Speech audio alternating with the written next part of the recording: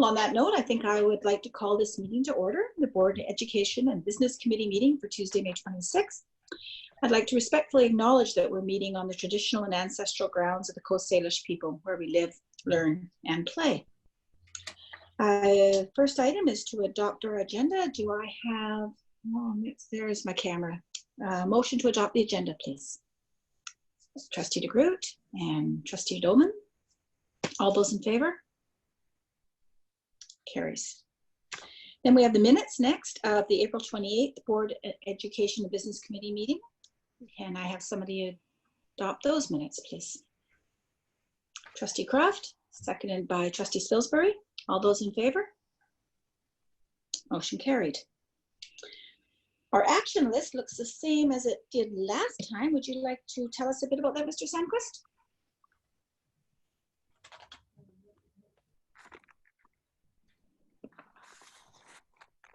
Sorry, I was on mute.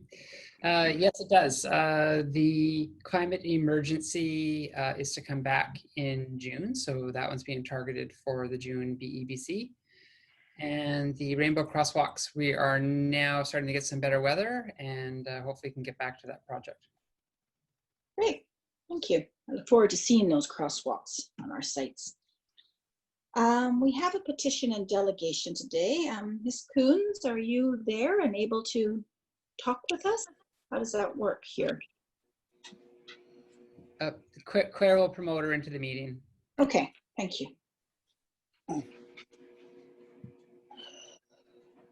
Hello. Hi. The light is behind me. Oh, I don't see you. There, is that better? Oh, there you are. Yes. And we have Mr. LeMay. Tobias is here with me as well. Hello, everybody. Thanks for having us. Nice to have you. So Tobias and I sit on the Social Justice Committee with the CBTU. And among other things that we do, we have a section of our meetings dedicated to SOGI. Tobias and I are also the SOGI leads of our respective schools. Sorry. Okay, so we have prepared some slides for you. Tobias is going to share his screen. I believe Ms. Spencer said that that was going to work. And I suppose, like, just jump in with questions. I don't know if I get to see the hands when they're raised, but okay, thanks, Tobias. I'm just trying to make it full screen. I think it's probably good enough. I think we can all see that. It's okay. Looking good from my end. Okay, so we do understand that on your agenda is passing the budget today, and we were hoping that, we were supposed to come before you in March before budget conversations were finalized or even started perhaps. So obviously due to COVID that didn't happen, and we're so thankful to be included today and to kind of voice our request with you before the year ends. So of course we're looking at SOGI 123, and I am sure you all know what SOGI stands for, and where I don't want to take your time by explaining all of that, but I did want to celebrate, and it was really nice to see, Jason, that you had that out there, that the rainbow crosswalks are coming. This is a picture of the one that is already installed at Bench School. And we are just so grateful and thankful that these rainbow crosswalks went through and that they're going to be placed at all of our sites. So we're really happy for that. And we just wanted to celebrate and thank you for your role as the board in getting that done with our students and Nick and our teachers. Other awesome things that are going on in the district is we've got our SOGI delegates working hard this year, putting together rainbow kits to go along with those rainbow crosswalks. We want to be sure we're not falsifying safe spaces, of course. So we want to make sure that all of our educators at all of our sites have the education that goes along with what having a rainbow crosswalk means.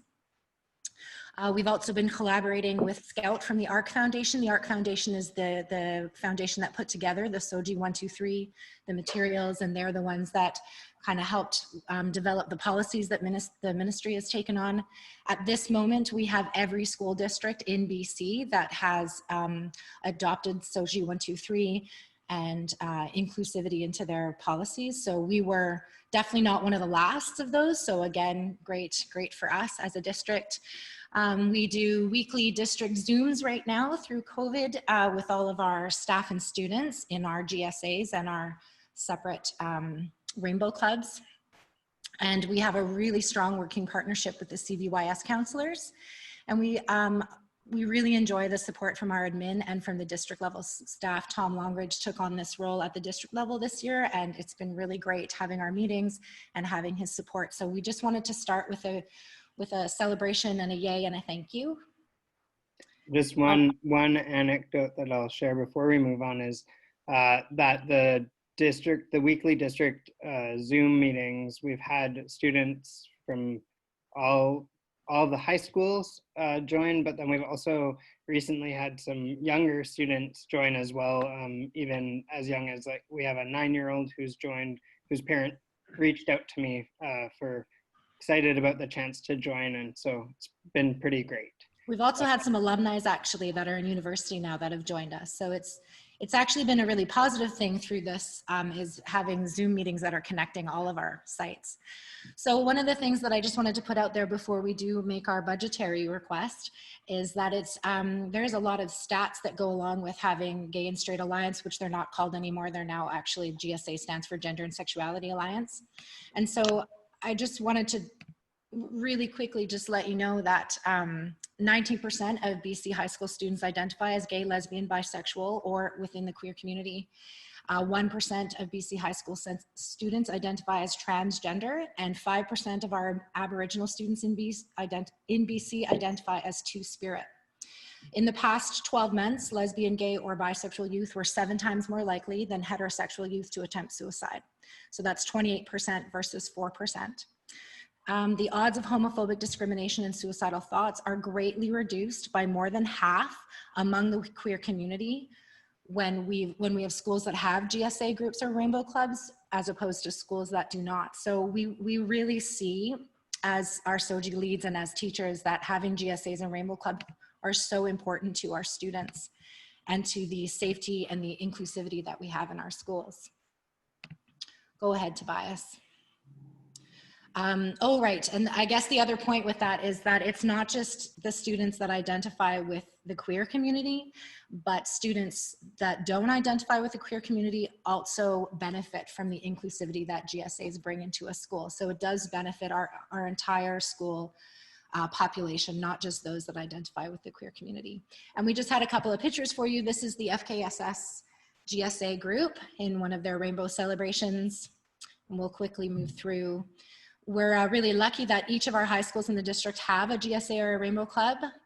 There's some others that we have in our schools. So rainbow clubs and GSAs at our schools, and they meet weekly with our students. They're really, the primary goal is to give the students an inclusive space to be who they are. And we also bring in special presenters. We've had Ivan Coyote come in last year, Out in Schools presented this year. And then we also do celebrations. Our students, we've made rainbow cupcakes. We paper the hallways when it's International Day Against Homophobia.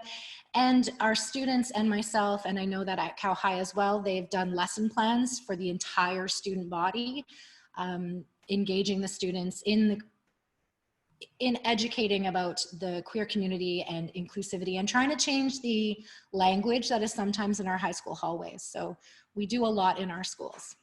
Thanks, Tobias.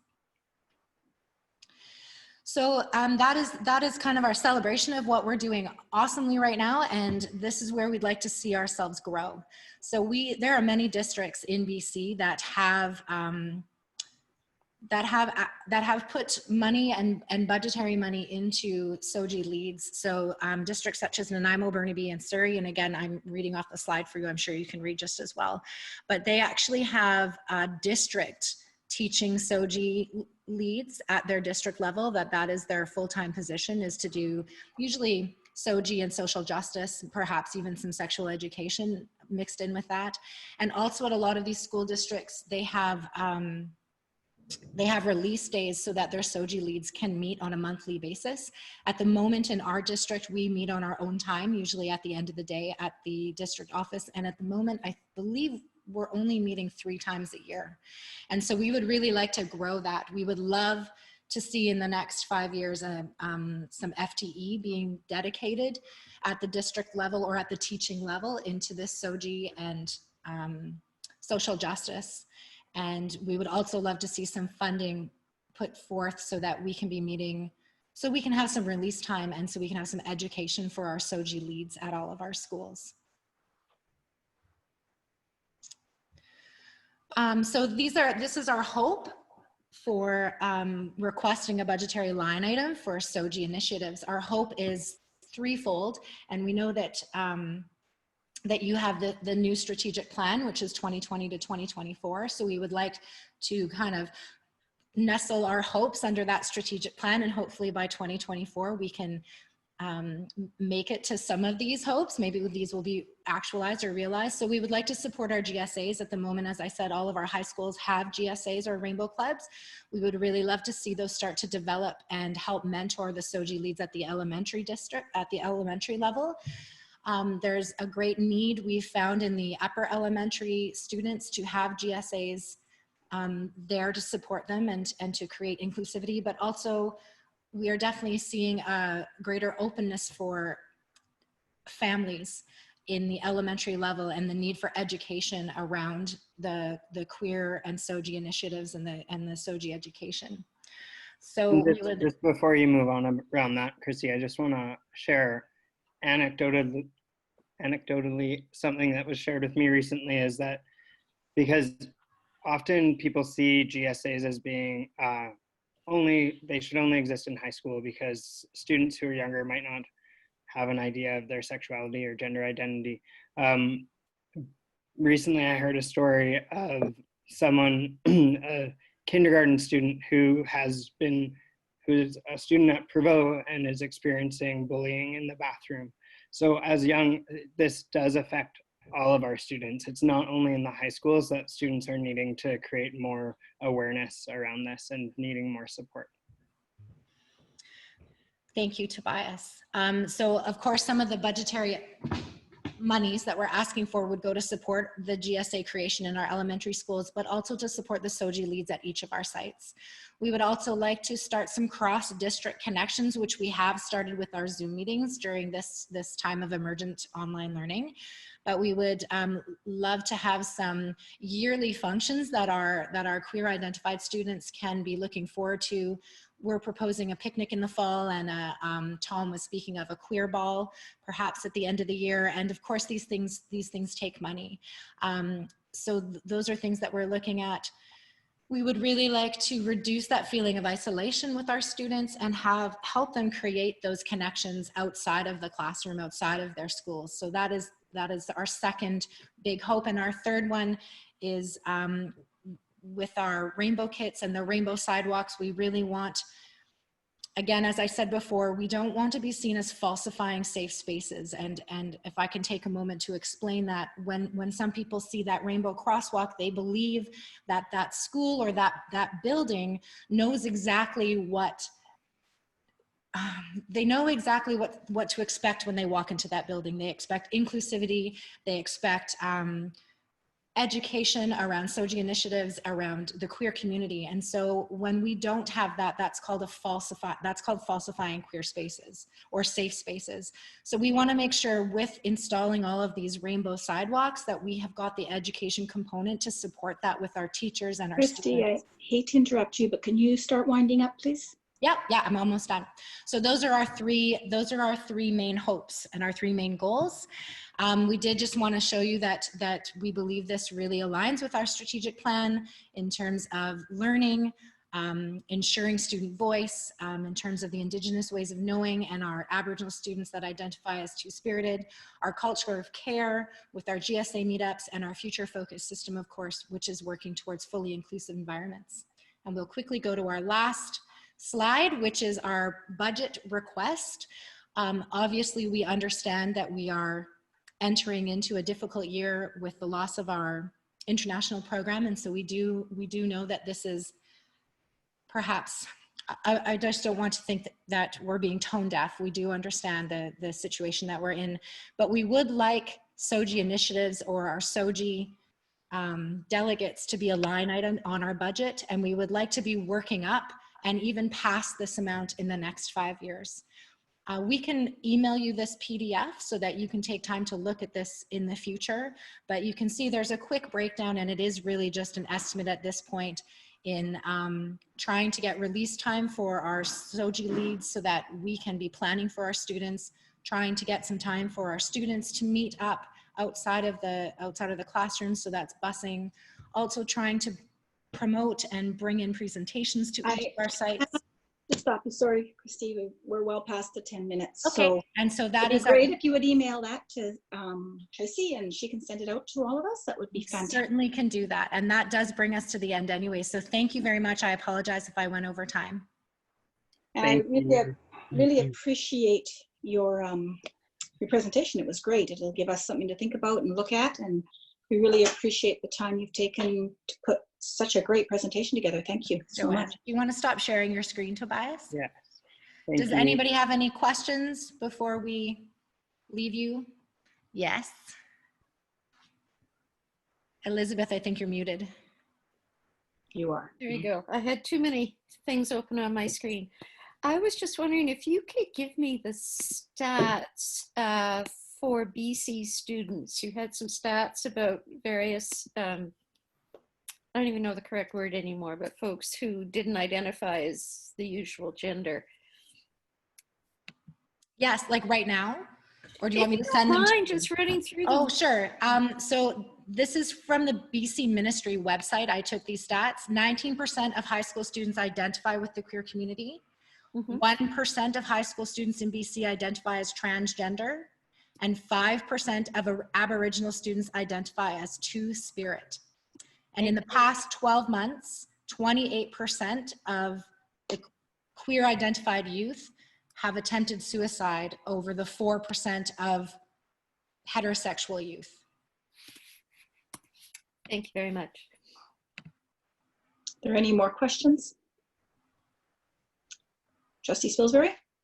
Well, it isn't a question, it's more of a comment. And that is just to compliment you, first of all, for taking this initiative in our schools. Inclusivity is so important to us. And, you know, SOGI 1, 2, 3 as well, and appreciate all that you've done to date. Just let you know that we're closely finishing our budget. However, there are aspects within the budget that can be, you know, aligned with your initiatives. And I'm just going to suggest that the board perhaps try to figure out how to do that within the district strategic plan. So thank you. And if I could respond to that as well, I think that that's part of what we were trying to say within the presentation, of starting to recognize, like, we are already, as a district, as schools, as administration, as district level, as the Board of Education, this is already happening, which is so fantastic. So we're really grateful for everything that's already happening and the support that we have within our schools with our principals. And it's more a shifting of how we look at it, around knowing that GSAs can rely on having a certain amount of money, instead of every time that there's an event that comes up, we have to go and say with our hand out yet again and say, can we have this or can we do this initiative to support our students? So we're so grateful, and we're not by any means trying to say that the work isn't already happening or that the board isn't acting with inclusion in mind. Thank you. Thank you. Any other questions or comments? Trustee Thorne, and you're muted there, Mr. Thorne. Trustee Thorne, you have to unmute, please. I think I did. Can you hear me There now? we go. Now we're good. Hey, Tobias, thank you for your guys' presentation. I think it's a good one. It kind of tells me that though we've started walking the right path, there's a lot more to it than what we've done. And seeing how you highlighted suicide, other things, I think those are things that we need to learn more about. It's not just with SOGI, but with everybody. But this must be included somewhere down the road. And to echo what Trustee Spilsbury said, I agree that we're going to have to review what we've got because it's so tight right now. It's not funny, but I support you guys and thank you both. Thank you. Thank you. And one last call. Anyone else with a comment or question? I just want to thank you again. That was a great presentation. A lot of food for thought. And as Trustee Spilsbury said, there's room in the budget to maybe move things through our strategic plan, which you did connect it to so well. So we will definitely be giving it some thought. Thank you. Thank you so much. And thank you for continuing to meet during these times. I know being on our computers all day is difficult. So we appreciate that you're still running. Yay. Thank you. Thank you. Thank you. Bye-bye. Thank you, Claire, Bye-bye. for organizing. Okay, now we move into our education part of our agenda. So I believe we need to have Ms. Peterson promoted onto our screen. If that's correct. And Maple Bay Elementary is going to give us a presentation today.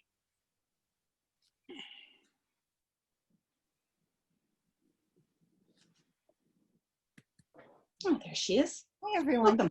Sorry, just clear my throat. Thank you for having me. I've got to be honest with you, the intention of my presentation before spring break was to show you a lot more teacher, parent, and student voice in alignment with the strategic plan. But due to our current situation, I've revamped the presentation a bit to kind of show you our learning journey through the last 3 years. So I'm going to screen share a few documents, and then if you have some questions, I am really going to try and keep it to 5 minutes. Short and sweet. Okay. Okay. So I have screen share. Can you see that? Not Not yet. yet. Okay. Oh, there we go. But it doesn't fit. There, perfect. Okay. So 3 years ago, as a staff, we had done some work on getting together as a staff and where were we going next. And our staff came up with this inquiry question about how does each classroom support an inclusive learning community? And when we brought it to our PAC and our students, everyone was very happy with this. And we started our learning journey on how are we going to move forward. So PAC, one of the things that they did with that is they created an inclusive parent committee that met before our general PAC, and their focus, we make sure events and learning, etc., are accessible for everyone, including our diverse learners. So it was really nice to have the support of our parents, and what has ended up happening is that committee has since disbanded because it is now just part of the conversation that we have. So that's where we started 3 years ago. And I'm going to get my next slide. Then from there, we moved on to, who does it mean to be part of Maple Bay? And we started looking at, can you see this? Yes. Can you see that? Okay. Then we decided that we were going to indigenize our logo. And that was very well received by everyone. And as you know, we are so happy to learn, laugh, and live on Indigenous lands. So that was our next step in our journey. But as we progressed as a school, we went on to, sorry, I'm trying to screen share seamlessly. I don't know how well it's working. We then went on to, what does it mean to be a member of Maple Bay? And we decided that it was going to be really important that everyone has their voice. And this tree is painted in one of our hallways, and it's trying to show our collective identity, have everyone's voice and a sense of belonging. And you'll notice this particular tree in that year has handprints and kind messages because it kind of collaborated with an anti-bullying day. And this year, the collective tree has moved from handprints to footprints because we've gone to be a minimal waste school. And so it's somewhere where we have a collective identity, students can have their voice. And what's nice, it ends up being quite a gathering place in our school community where parents will come in and see what their child has said, or they'll look for it. Kids look for each other. So it's quite a nice space for students and the community. And then what we've gone to next is through the 3 years, our,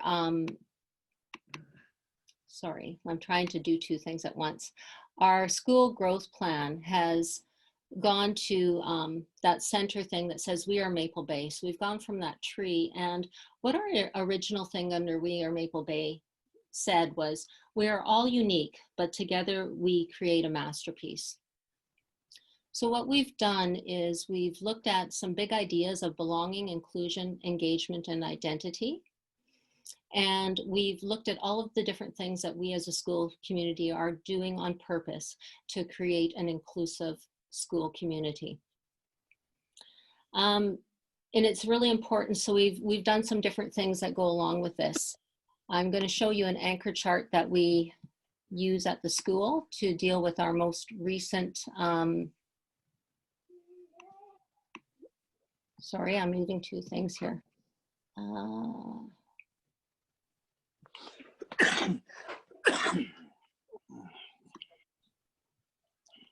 So one of the other things that we've done, can you see that? No. Okay, just a second.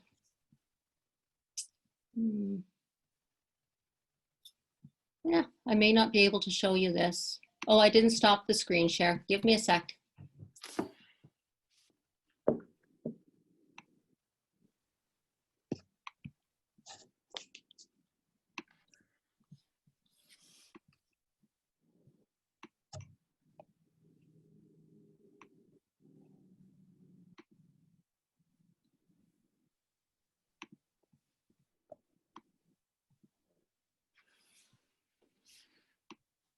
Can you see it now? Oh, yeah. Okay, sorry, that just took me a minute. So we have this, last year, one of our initiatives as a school community was to be a minimal waste school. So what we did is we've talked about everyone being an environmental steward. And it was, how can everyone do their part to contribute to this initiative? So we've got anchor charts that we've used, so we have common language, everyone knows what their role is, and it's been a really positive initiative. Parents have, you know, had some input into that as well, so that's been great. And what's really important as we're moving forward as a school community is we're looking for consistency. We're looking for common language, we're looking for belonging. And what my initial intention was when we were going to talk about our school plan was to talk about, you know, how does this align with the strategic plan? And that will be our next steps. But because we've already created practices in place that have common language, now that we're in this situation where we now have students returning to school June 1st, we have used that same type of anchor chart to get our school community back and ready for learning. So we have done an anchor chart that is organized in the same way as our environmental stewardship on how we value our learning spaces and how everyone can contribute to a safe and healthy learning environment. So I just thought I would show you that. And I don't think I have much more to show you because I think my time is almost up. But I just kind of wanted to let you know that our next steps in this learning journey are going to be looking at the strategic plan and finding out what do we need to be focusing on. And if you have any questions, I'm open to them. Short and sweet. Thank you. That was very informative. I really enjoyed that. Trustees, have we got any comments or questions? You got nothing for me? Oh, we do. Trustee Croft, please. Okay, go ahead. Oh, you're muted. I know, Oh. it just takes me a second to find the mute button. know. Thank you very much for your presentation. I just wanted to say I thought it was kind of a very grounding piece to move the COVID protocols onto your, I'm sorry, I can't remember call, but Anchor chart. into that document. Yes, thank you. And just is the thought that that'll make it a little easier for people to reference or to internalize? Yeah, we're sharing it with our parents so that they can get their kids prepared before they come back into the school. But then our teachers will also use it as a teaching piece for when the kids come back. It's common language, it's expected behavior, kids can question, and we will move forward together. I really like that. Looked very straightforward as well, which is going to be nice. Yeah, we're trying to, keep it like almost competency language. So it's learning as a community together. So what we started off with inclusion, it has really blossomed into many different things because they're all interconnected. Okay. Any other questions or comments from trustees? Trustee Spilsbury. It was really well done. Thank you, Cyan. I was just wondering, how were the students involved in the creation of the plan? Well, what we had to do is we had to start with, what is our priority as a school? And then we've done a variety of surveys with kids. Then they participated in creating the school-wide mural. And then we will have different activities that happen throughout the school year. So it can be anything from something that's big across the country, like an anti-bullying day, to something that could be a monthly focus. Our very first year, we had themes for every month that kids contributed. And then it has progressed as our focus has progressed.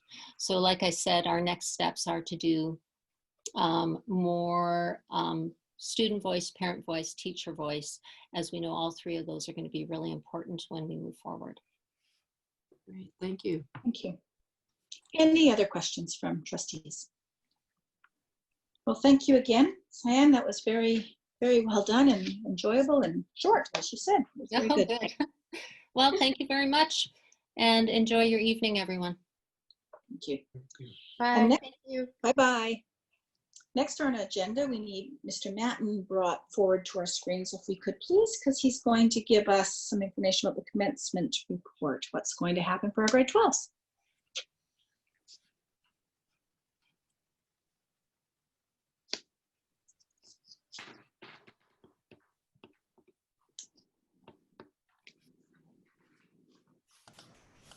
And there he is. Welcome, Larry. Mr. Matten. Oh, well, don't get used to it. I'm not used to it. Okay, I'll jump right in here. Just a kind of a quick update of what's been going on around commencement and sort of where we're at right now. We started the conversations back at the beginning of April, like right as everybody was coming back after spring break. We started having the conversations about, oh, what could this look like? So they've been thinking about this for a while, and some schools have already started the planning around this. Some are getting close to landing, but nobody has the final plan at this time, but they're getting closer. Last week, we thought it'd be wise to kind of bring Dr. Shannon Waters into the conversation. So Jeff Rowan and I had a meeting with her and her team and, started running some potential scenarios by her just to kind of get her perspective on this, to figure out what it is that we could be doing and could not be doing. Her wearing obviously her health officer hat. And one thing that we heard loud and clear is 50 is 50 is 50. We can't exceed 50, whether we go into a park, we're in a library, we're in a gym, or we're in a class. It doesn't matter. 50 is 50 is 50. We can't exceed the 50 mark. She also indicated that I know some schools are starting to talk about drive-in theaters and stuff, and they're still on that kind of 50. 50 cars would be the max, and everybody in the car would have to be family members only. Cars would still have to be 6 feet apart, but as soon as you get into something big like that, and if it's for any extended period of time, you're going to need security. You're going to need, like, if you're outside in like a rented space, security and bathrooms with, yeah, it becomes quite convoluted for sure. So what we did was we asked Dr. Shannon Waters to come and join us at our next secondary meeting, which was actually yesterday. And what I asked all the secondary PVP to do is come prepared to share kind of their preliminary thoughts around what their grad ceremonies could look like. And they're all kind of trying to be creative, working within that 50 max. Some are kind of contemplating, is there a way that we can have kids coming in and out of the gym with 2 parents, immediate family, to observe, you know, 4, 5, 6 of them doing the walk across the stage while they're being creative around technology. You know, can we record this and maybe live stream it, or record it and put it together into one large document to be shared out? So they're playing around those ideas right now. And it was affirming. So Dr. Shannon Waters, she heard kind of the preliminary thoughts from all of the schools. And she seemed to, you know, at the end, when that was all done, she gave some thumbs up and said, you guys are on the right track. Keep your planning going, which was really good. So what I've asked of them is to start working, obviously continue working with their staff and start including some students in the conversations around what this could look like. And we're hoping to have the final plans done in the next couple of weeks around what is it going to look like moving forward. One thing that Dr. Waters did indicate, though, is that, you know, the future, although seems really certain, there is a little bit of uncertainty, and we're hopeful that we're going to get some kind of more clear direction from Dr. Bonnie Henry, potentially at the end of this week, early into next week, around, you know, what could or couldn't happen around this. She's not optimistic. She said if she was going to bet on it, her bet is that 50 is going to be 50 and we're not going to be able to bend. But so in addition to that, a delegation from Francis Kelsey Secondary of 3 young ladies, grade 12 students, approached Robin. They wanted to have a meet and conversation about graduation, do their advocacy. So I sat in with Robin and we met with these 3 lovely ladies who did a brilliant presentation. And, you know, they've got some pretty solid concerns. They're feeling like they're obviously missing out on that kind of end of one chapter of the life, stepping into the next, that celebration with friends. And Robin did a great job of, you know, kind of bringing them back together and talking about grad is for sure important to be celebrating with friends, but it's also one of those milestones that's pretty important to parents as well. So because they were talking, well, parents are okay, but we'll just record it and show the parents. We'll do that, and then we'll celebrate 50 of us together and throw our hats. It's interesting because one of the biggest things they're landing on right now, we want to throw our hats in the air together and celebrate together. So some of the schools have been really good to say, you know what, well, maybe we do it the way we need to do it now within the 50 requirement, 50 limit requirement. And we open the doors to you coming back at a later date when we're able to. We'll give you the caps and we'll do our big celebration then. So big hats off, grad hats off to our admin group. They're being really creative on how they can honor this and make it special for parents, make it special for the students, while being appreciative of the students' desire to kind of celebrate together. So they're not taking anything really off the table right now. They're listening, and they're trying to incorporate what they can into making it special. So kind of next steps, as I said before, I'm going to be working with the secondary principals to kind of finalize their plans and get something into me. I did ask the question of them on Monday, is there room for trustees to participate? So stay tuned on that. We're just trying to be mindful of that 50 max. You know, for every one person from the board office that's there, that's one fewer person that could be there from the students and from the parent group. So, and then we're actually going to be meeting again. Robin and I will be meeting with this delegation from Francis Kelsey, these 3 young ladies. We're going to meet with them next week. One more thing to add on that delegation, they've been doing a lot of research, quite impressive. They sent it to Robin, Robin's forwarded it to me. They're making, I think there's maybe some politicians in the works there because they're making some pretty strong arguments for their case, quite impressive. And they're advocating for not only Francis Kelsey, which was kind of nice to see there. They're doing the research, they're advocating for all of the schools in the Valley here. So stay tuned, hope to have more for you in the next couple of weeks that I can share. Yeah, Robin, did I miss anything? Great. Thank you. It's so hard. Grad 2020, here we are, and they just don't know how they're going to celebrate it at all. Well, we don't know. I know the provinces put something together, which will be interesting. But I appreciate the work you're doing with the principals and vice principals, and I sure hope we can come up with something that works for these children or young people so that they can feel they have celebrated all that work. Any comments, please? Trustee Croft? I just want to mention, Larry, even though we're probably not going to get invited, that I hope you'll carry back all of our best wishes for our students and how much we wish we could be there and that we could all celebrate and have a huge event. And we wish them all the best. Thanks, Elizabeth. I did hear back from one school already, and they said for sure we'd love to have a trustee present. So that's one school so far. So we'll see how it goes.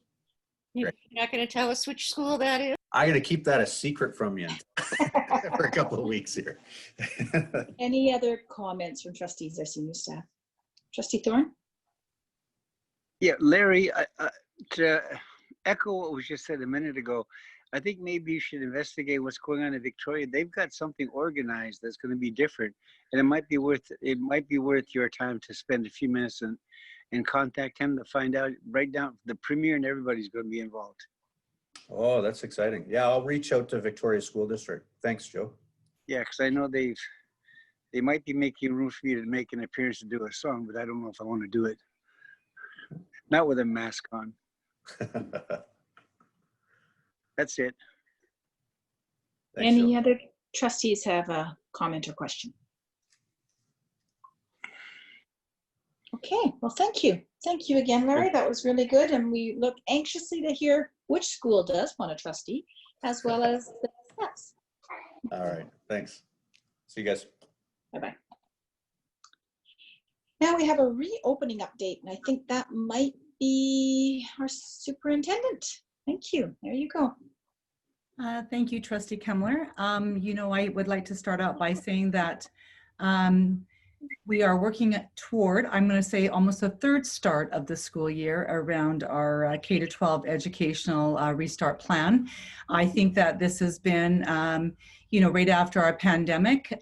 We started after the spring break season, and we really dove in as an organization, a learning organization, to actually respond around remote and virtual learning for all of our learners.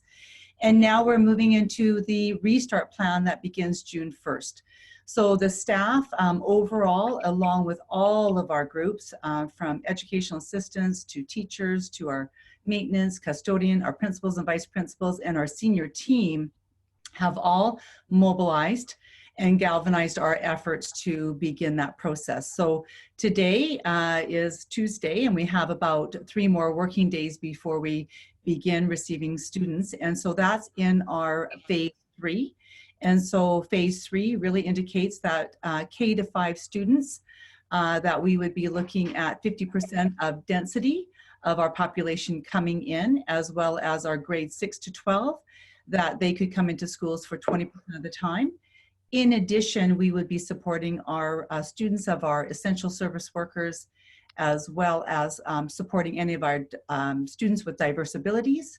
And in addition, and lastly, that we would provide opportunities for those learners, along with any learners who might need support, for 5 days a week. So it has been a very great endeavor to move forward to start to actualize that plan starting Monday. And so I would like to certainly start off by saying that the staff has done an excellent job in getting there. And so to begin, we really work toward developing a survey that went out to all of our parents to determine who would be coming to school as of June 1st. And we recognized when we did put the survey out to all of our communities and our families that they would like to have more of a plan before that they would submit whether they were coming back or not. But regardless of that, it was still excellent communication to get a sense of who might need busing, who is going to return, and so on. And so as of this week, tomorrow, many of our schools will be sharing with their communities in the next couple of days what their specific plans will be around the restart. And so we have our guiding principles overall, what's expected from the district, but a lot of that will be actualized at the school.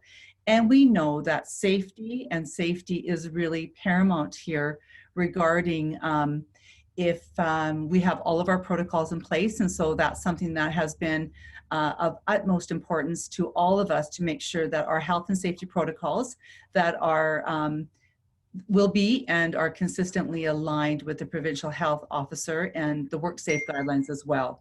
So we're strongly underway, and I know that we are finalizing many of the plans as we speak. But I think we're organized overall, and we've also put out a last survey to any students who may be registered for busing and transportation to see if they will be actually looking toward riding the bus on Monday as well. So we are ready to go in the next few days to receive all of our students. And I know that one thing that is one of our guiding principles is how do we ensure that our students feel very welcome, and so that we can reconnect with them in such a positive way for the next 3.5 weeks as we move to June 1st, I think upwards to June 25th around receiving our students. So it has been a great endeavor, and we've done some excellent work. Thank you. Thank you very much. Are any questions or comments from trustees? All right. Well, thank you. We'll move on to Mr. Sandquist and business and operations. I think we are talking budget. We are talking budget. We're back with an updated version of the 2020-2021 annual budget. It is updated from the last time you saw it as the teachers' collective agreement was ratified. And funding was announced to support the compensation increase, as well as other components of the settlement, such as annual dues for school psychologists, speech paths, etc. Those have all been now incorporated into the budget. So I'm going to just share the screen with the document that I have ready. Find it. I may have closed it. One moment, please. My apologies.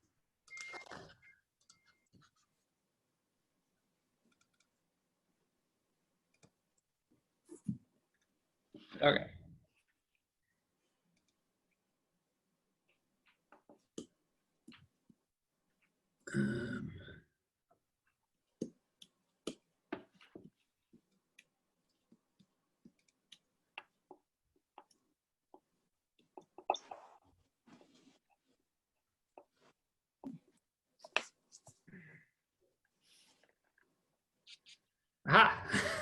Thank you.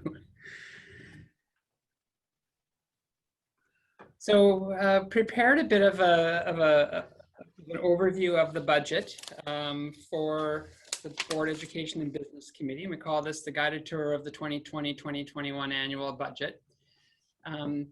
This certainly was an interesting budget to prepare in the context of COVID-19. So we reviewed a lot of the risk factors as we developed it and have incorporated many of those into the budget with additional contingencies.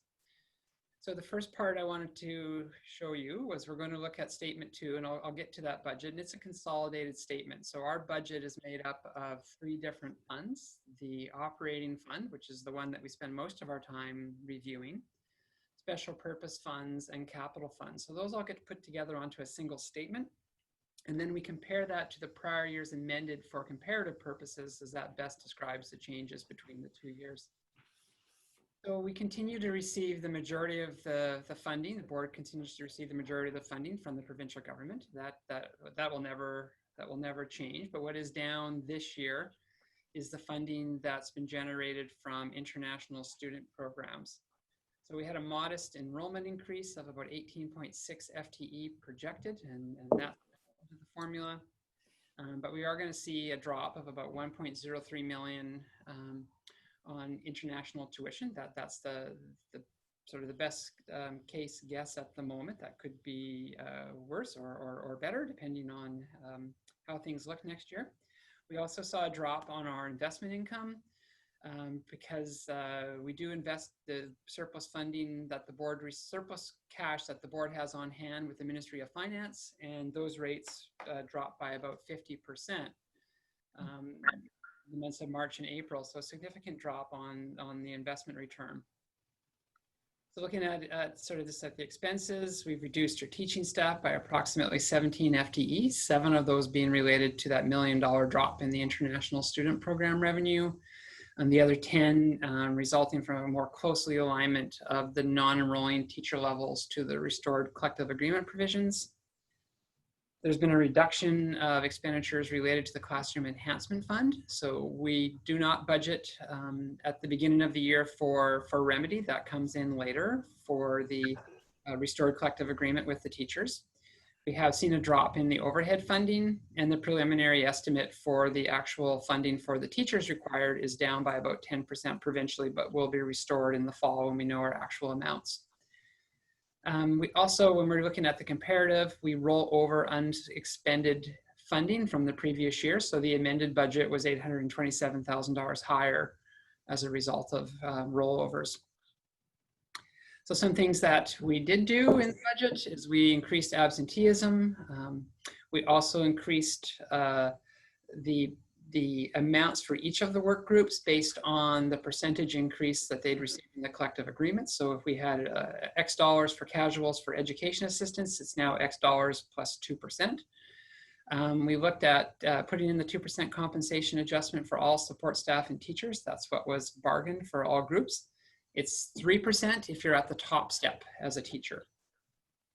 We built in compensation adjustments for principals and vice principals, additional cleaning supplies to respond to COVID-19, funding for the implementation of the board's new strategic plan, and that's what was referenced, I believe, when we were talking about the funding for the SOGI presentation.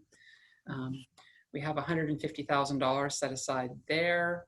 Additional supports for the technology department, and some increased elementary school administration time. So that's what's under the instruction function. Under district admin, no new staffing components there, just the compensation adjustment that aligns with support staff and teachers have been budgeted for. Same in operations, but also operations has a continued vehicle replacement program funded from the operating budget, or 2 maintenance vehicles and a grounds mower. And then under busing, service levels continue to be at the same level, 2% compensation adjustment for support staff, and the addition of a mechanic to begin on January 2021. So we'll see later the most up-to-date surplus projection, but this budget is balanced using $1.6 million of 2019-2020 projected surplus. So it still has to happen, but everything's still on track for that to occur. Which leaves 1.2 million in contingency, and that's going to be an important item as next year does have a lot of unknowns, and that contingency is there to assist in the event that we have expenditures that exceed our expectations. What we do not have in the budget for the first time in 18 years is a payment to pay down the reduction of the unfunded employee benefits. So in 2002, we had to record the liability for all the retirements that we would have on the books in the future. It was about a $4 million liability, received funding from the ministry for the first couple of years, and we are the second to last district in the province to fully fund it. And that's not because of our lack of attempt. We actually have some of the most lucrative retirement benefits in our support staff that required funding. It takes longer than other comparative school districts, but there's only one left now. We'll be out of the budget manual. And then the final part here is just to say that, you know, when you do read the budget, there are a number of schedules that support those statements. So the schedules show you what's in the operating component, the various special purpose funds and capital funds.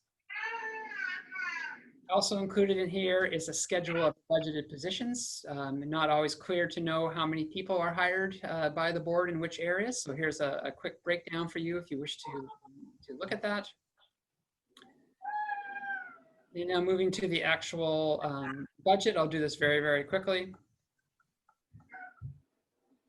What I want to show you here is, you know, there's a modest enrollment change between our amended position of about 18 FTE. We are seeing funding increases from the Ministry of Education, and that's predominantly due to the funding of the Teachers Collective Agreement, which is now newly incorporated. We are down on international, as I mentioned, but we're also down on other revenue. So you're going to see that we're dropping here from 8.5 million to 7.1 million. And what's included in other revenue is the certainly the funds that the schools would normally generate during the school year for field trips. Funding comes in and funding goes out, and that's not included here because we're not anticipating that if we're operating next year in a COVID-19 environment, that our schools will actually record as much funding in and outs as they would in a normal year as they're fundraising and looking for field trips, etc. So just kind of continuing to scroll down here, we get to a budget bylaw amount. So again, what's missing here is the repayment of the unfunded employee future benefits. Now we see a 0 there. We have an operating budget component of 89 million. It was about just under 87 when we left this budget at the end of April. Special purpose funds are down, and that's because of the funds going through the schools, as well as the funding for the Classroom Enhancement Fund, which is the restoration of the Teachers Collective Agreement, but otherwise pretty consistent with the prior year. So that leaves us with a budget bylaw amount of $104,568,007, just slightly down by actually not slightly down by about $2 million from our amended position where we were in February. And I'm going to unshare the screen. Ask if there's any questions about that. A couple. Trustee Spilsbury? You're muted. You're muted.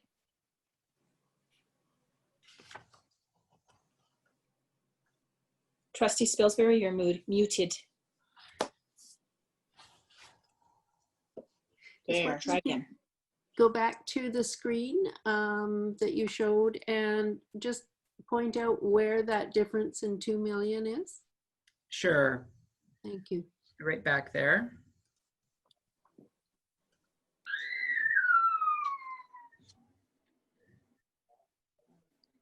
So most of it is in special purpose funds.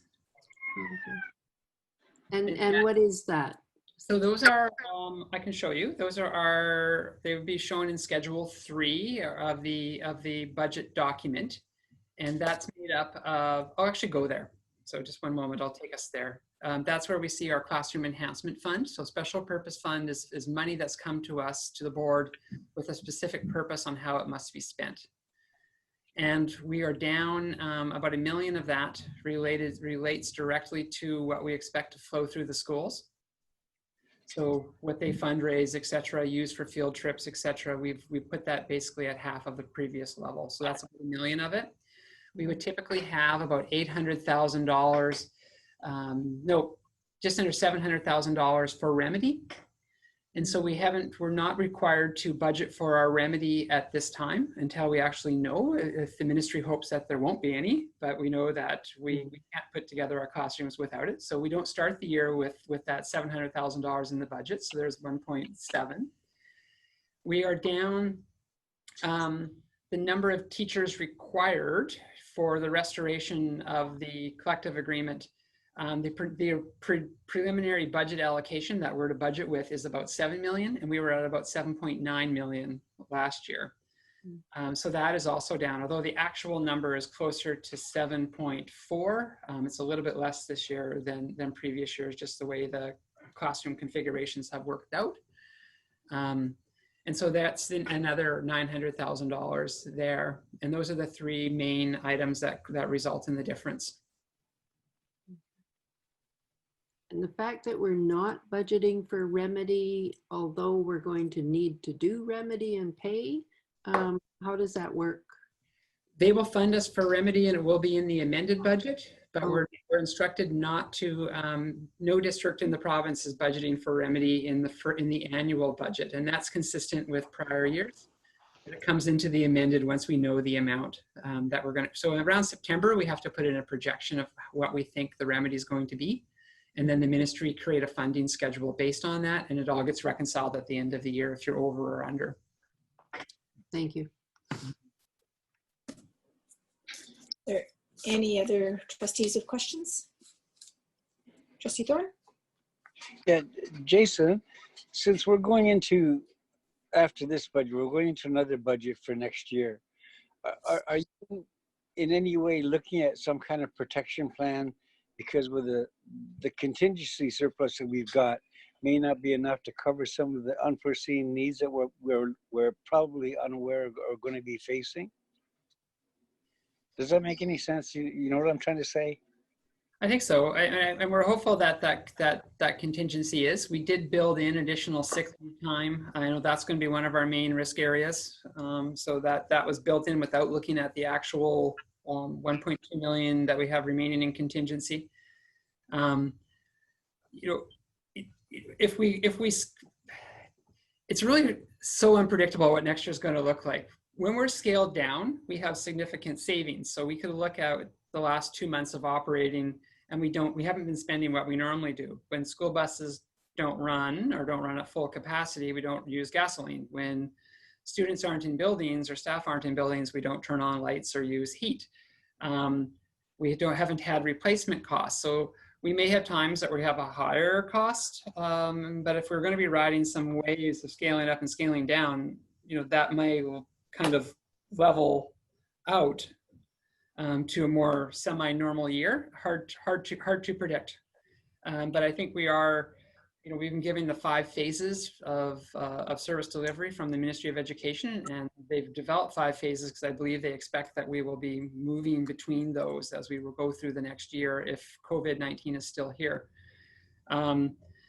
I would not be surprised if we have some unexpected expenditures that touch that surplus, but that's what the surplus is there for, is for the, you know, the policy puts it in place for those unknown expenditures when they do arise, and then we would have to put a process or a budget process in place to restore it after that time. Thanks. Okay. Any other comments? Is there a motion? So there is a motion on the agenda. I don't know if I need to put it up or if everybody has it. I'll read it. And it's that the Board Education and Business Committee recommends that the Board of Education of School District number 79, Cowichan Valley, adopts the draft 2020-2021 annual operating budget in the amount of $104,568,007. That's the bylaw amount. So move. Seconded by Trustee Croft. All those in favor? Any opposed? I couldn't see all the hands. All in favor? Okay, all in favor. I have one more item. Thank you. We'll bring that to the June 2nd open board meeting for first and second reading. One more item, and that's to look at the year-end projection as of May 15th. So I'm going to share the screen again. And I'm going to need to just rotate through the budget here as quickly as I can.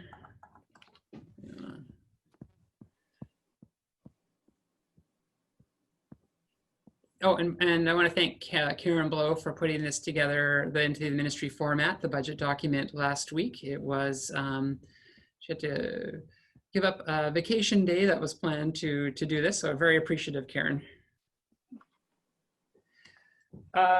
Here we have the year-end projection as of May 15th. Bigger, there we go. So we're looking at this, usually we look at our projections on a monthly basis, and we've started looking at them twice a month just to make sure we're still on track for the surpluses that we had projected. Really little change on the revenue side to what you had seen before. Still have the February grant amount in there, as well as the funding for the support staff wage settlements that came in. Going down, we see that our international program is well behind, and we knew that that was going to occur because of our spring enrollments, which we didn't get our second semester students out of China and Japan, which typically come and are typically our second semester students. However, on the positive side, we see that our interest is anticipated to be about $150,000 over budget.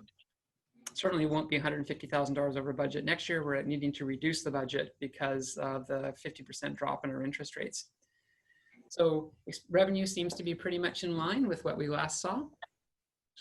Looking at expenditures, we are now, looking at being about $53,000 over on principal, vice principal salaries, and that's part of a plan related to COVID-19 and succession planning for next year. We see that our education assistant salaries and clerical are both coming in under budget, about 59 and 221 respectively. USW salaries about 180 under budget at the moment. Then we go to our casual replacement budget, and it is almost bang on now. So that was one that we were looking to be heading to about $750,000 over. We're projecting it to be on track if everything that happens last year happens in the next month and a half, which provides, you can see there's about $500,000 left for casuals for the balance of the year left in that budget. So that itself is a bit of a contingency, but not knowing how many staff will be able to come back next week, how many teaching staff and how many will need to be replaced, that certainly will draw on that. Then looking at in-service extracurricular, we're still looking at about $200,000 for department heads, extracurricular, etc. Many of those budgets roll over because they're based on grants. So we don't take them into surplus because we're going to be restricting it at year end. So on $63 million, we're projecting about $835,000 under expenditure, which is just over 1% of salaries. On our benefits side, doing quite well. Of course, benefits tend to align with salaries, projecting being $517,000 under expended. We're certainly looking now here at professional development and travel being over expended. We are already over budget and anticipating that to continue. And there's a lot of mileage being paid right now for staff who are delivering food, etc. And knowing that that's going to continue. Insurance, we have had multiple claims this year that have put our budget over. We tend to budget for about 3 insurance claims, but we had 4 or 5. I think there were 5. I missed thinking about one of those earlier on. And we pay a $10,000 deductible. So 2 Chemainus fires, a break-in at Alexander, Quamachin break-in. There's been a few others. It starts to add up. On the supply side, we have looked at an over expenditure there, mainly related to some technology purchases that we had to put in place for the continuity of learning plan. And then utilities, this is one of the new changes where we see that we're actually coming in under budget by about $100,000. Done very, very well with utilities simply because our buildings weren't occupied. So overall, we're looking at about 1.7 million in projected surplus. So that was at 1.6, about 1.6 and a bit last time. So very much tracking for the surplus that we were anticipating. Stop sharing, see if there's any questions. Any questions? And that would be my report. Thank you. I want to thank Karen as well from the trustees and all the staff that have been working so hard on this. It's been definitely seems that we've been doing a lot of budget and there's a lot of work involved in that. So thank you very much. And you as well, Mr. Sandquist. All right, we have the highlights of the advisory committee meeting. Where are you, Trustee Croft? There you are. Hi. We had the opportunity to meet via Zoom with our educational partners, and we covered quite a bit of ground regarding COVID and the new normal, whatever we want to call it. But I thought one of the most common themes that people spoke about that I wanted to share with you was about transparency. People really appreciated having protocols to follow. They like that flow of information that's been coming, well, really from the government through to the school board office and then through to all the schools. And a call for that continued transparency from everyone. So that was the most common theme. I think some of the students are getting a little tired of being at home all the time. And certainly they're really hoping that we can come up with, or that the community will come up with some exciting ways that they can share their graduation and all of the end of the school year celebrations with their friends, teachers, and their community. So those are some of the general themes that came out. Our senior staff shared any upcoming news about phase 2, phase 3, and so on, and about the budgets and about where we are on Cowichan Secondary. And we'll see them all again in the fall. Thank you. Can we have a motion to accept the minutes from the highlights of the May 19th Advisory Committee? No, sorry. Okay. No, we have the oral report. That's the oral report. You Thank you. accept the Thank minutes you. at the next, yeah. Okay. That's okay. I do that almost every meeting myself. Well, it was my turn. Is there anything else that anybody would like to say this moment? Seeing nothing, I would like a motion to adjourn. How about that one? Okay, Trustee DeGroot, seconded by Trustee Croft. All those in favor? Thank you very much. Thank you, everybody. Bye, everybody. Take care. Now we're staying, aren't we, for Yeah, stay. right. Our public will leave. Right.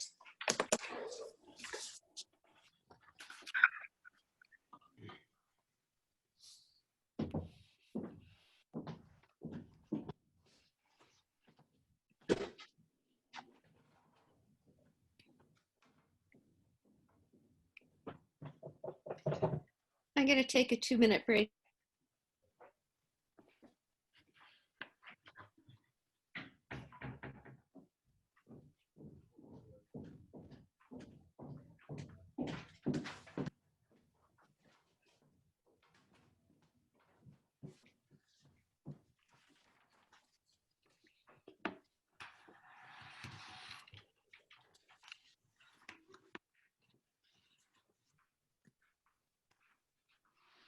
Claire, just a wonderment while we're shifting over between open and board, would we be inviting some of our other attendees, for an example, the senior team?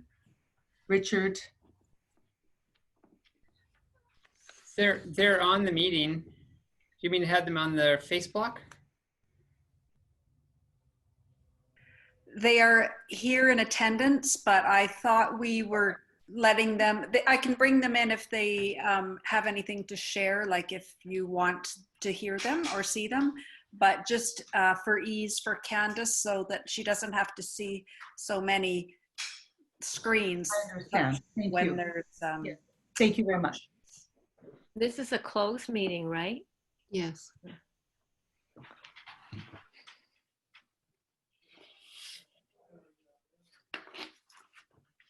So I hope Joe understood that we're going into closed. And I don't know.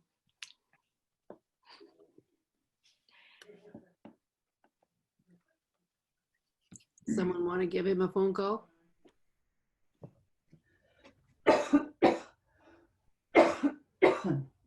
Well, I'll have to go get my phone. I've got mine here. Can you phone him? Yeah, I'll try. Okay, thank you.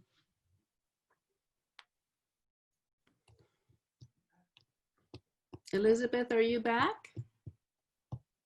She was having a 2-minute break. Okay, thank you.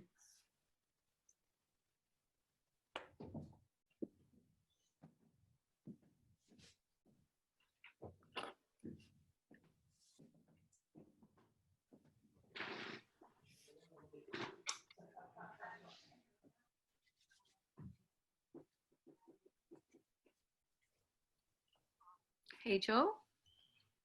We still have a closed board meeting. Oh, okay. No, Elizabeth called for a 2-minute break. Okay, bye.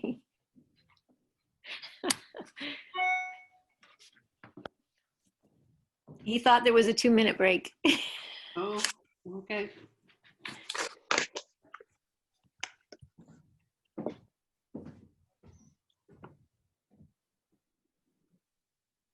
It's Elizabeth. Okay. Hey. So I'll call the special closed board meeting for Tuesday, May 26, 2020 to order. I need a motion to close the meeting and adopt the agenda. Moved by trustee Doman, seconded by trustee Croft. All those in favor? Motion carries. Moving to superintendent of schools. Robin. Thank you, Candace. I want to share with the board the Stage 3 Education Startup Plan. I want to let all of you know that Stage 3, I do believe we added it to the agenda for you to have in your sites, but it's probably one of the most complex stages that we will have to plan for as a school district. So thank you. I think Jason put it up for us. So what we're moving into for June 1st, next Monday, is Stage 3. And you can see right in the middle there, this is speaking of the fact that we are looking at school density targets of population of K to 5, 50%, grade 6 to 12, 20%. And then I think that if you look at in-class instruction, I think that's just kind of a general picture that the ministry has shared with us. But I think where it becomes very complex, if you can see, is that the 5 days per week available for children of essential service workers, students with disabilities, diverse abilities, and students who require additional supports. So if you can imagine that when we would be an elementary school, that we would be looking at trying to figure out about having half the population in the school, while you're looking at another half the population being in the school for a couple more days. And then also, in addition to that, providing the remote or virtual learning for our learners as well. In addition to that, you know, the majority of our schools are K to 7, so you would have grade 6s and 7s in classroom settings per se for 20% of the time. And then also, if we were to look at all of the other students that we would be expected to provide learning opportunities 5 days per week. So a very, very complex stage to plan for.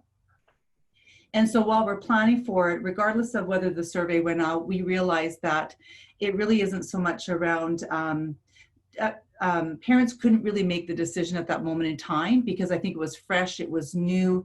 Safety is so important for all of them to ensure that their students are safe, and so on.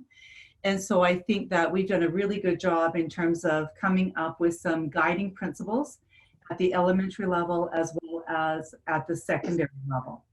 And so I think for the board's understanding, when we think about the secondary level, we would be looking at the opportunity for kids to come into school, but it wouldn't necessarily be face-to-face with their teacher, because it's around looking at certain pods coming in and ensuring that we cluster adults and children in certain places that are not tumbling or rotating, because otherwise we have too much interaction.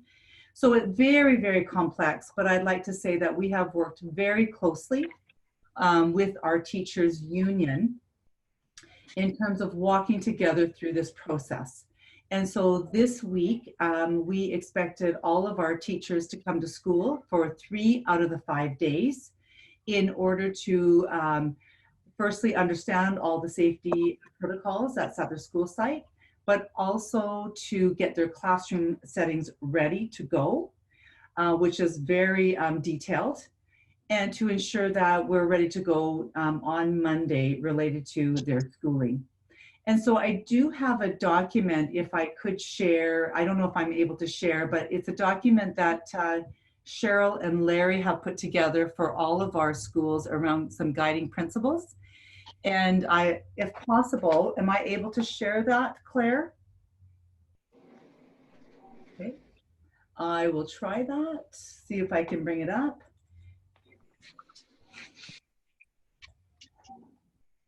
All right, can everyone see that?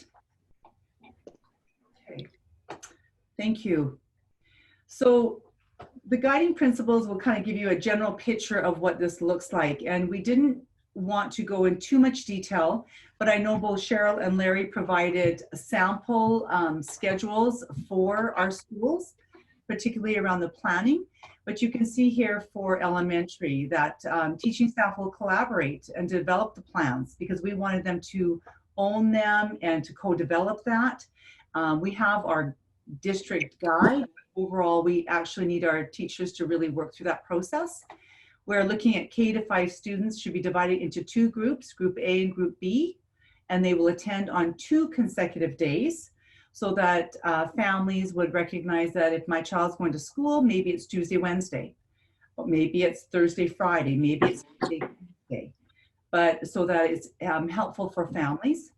That grades 6 and 7 should be divided into 2 groups and will be each attend on 1 day. So you can see very complex in terms of trying to figure this out overall around stage 3. That staffs will collaborate to determine who will be with ESW students and vulnerable learners, because we're expected to provide those learning opportunities 5 days a week. Schools will determine which days work best for remote learning while still supporting the consecutive days. And that teachers will not have students in front of them on their remote learning day. So you can imagine that as a K-5 teacher, you would have 4 days with your learners split into 2 groups, and then there would be another day of remote learning supporting the students who may not come back to school. We want to keep families together on attending their school days. We want to try to keep friends together as much as possible. And that teachers will have their own students, including vulnerable and ESW students on non-remote learning days. So you can see that those are some of the guiding principles that we've established. We've worked very closely with our union partners in terms of working through that. Any questions before maybe I move on to the middle school or the secondary guiding principles?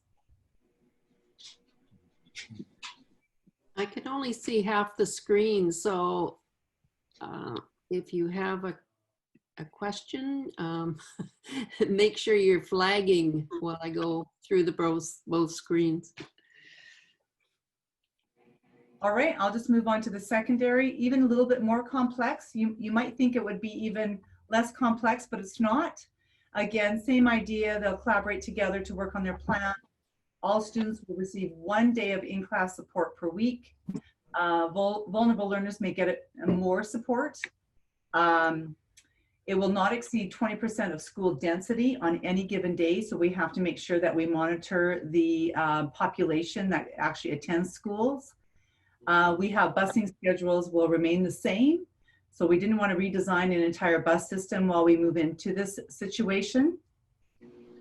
We want to ensure that students have reasonable frequent learning breaks that are outside.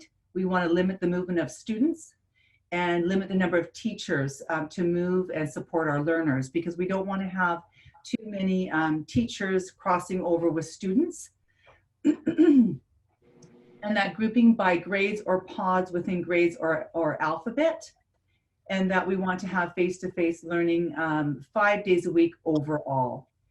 We cannot have our block tumbles, and so that's the rotating timetable that most secondary and middle schools would have. And then there's some possibilities that have also been discussed overall.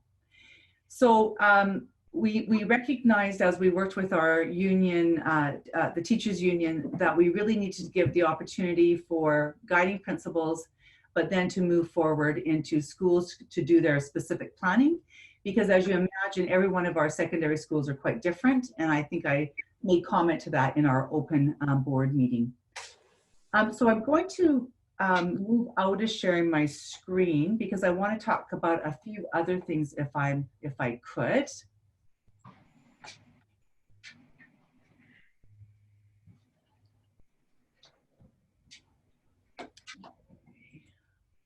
All right, there we go.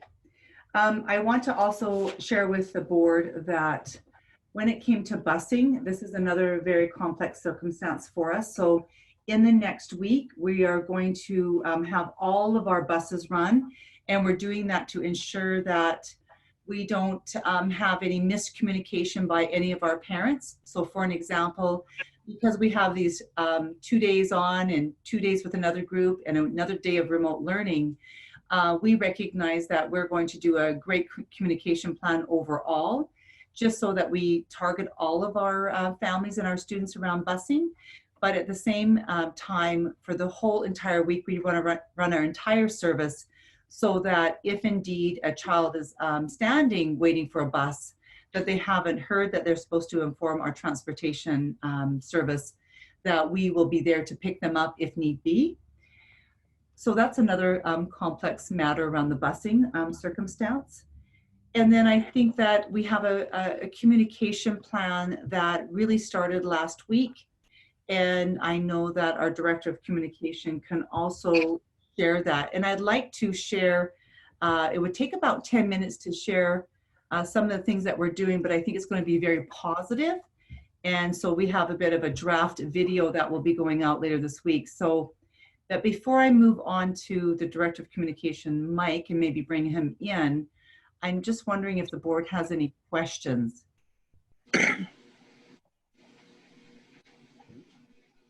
I'm not seeing any hands. Well, okay, then I'll just maybe wrap it up before Mike starts. That very, very proud of our staff and our principals and our vice principals. They have moved mountains in the last week because I think that this is